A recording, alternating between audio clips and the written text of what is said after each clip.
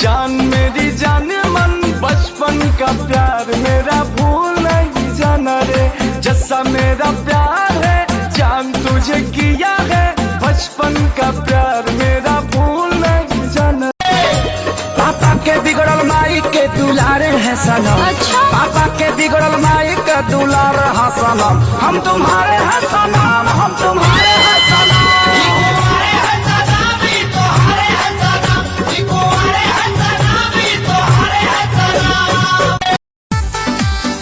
हंसी के बोलल जहन दिलवा के तोहरा तू बढ़ी गइल। तू हंसी के बोलल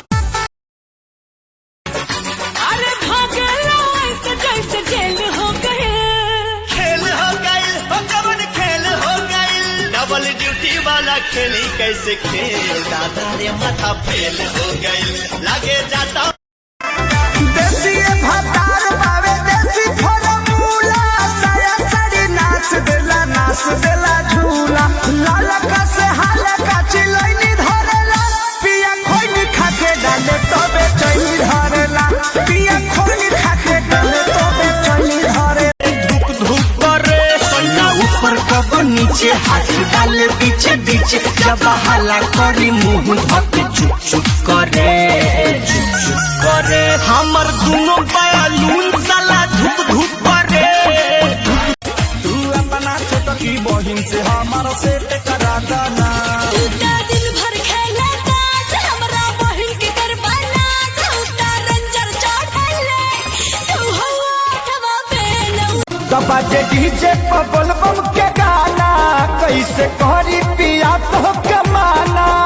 अरे बड़ी से बदरिया पानी के पगड़िया, नाचे न पी के गाजा गाजा। दिनवा सोहावन लागेला, बड़ी मन भावन लागेला।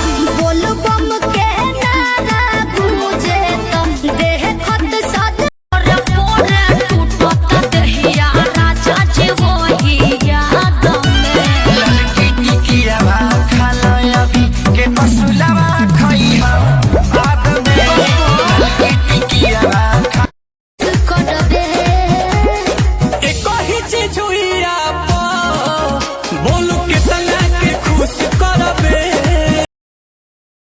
हम पटवनी तोरा के, हम पटवनी तोरा के, तोरा दीदिया के हमर भाई।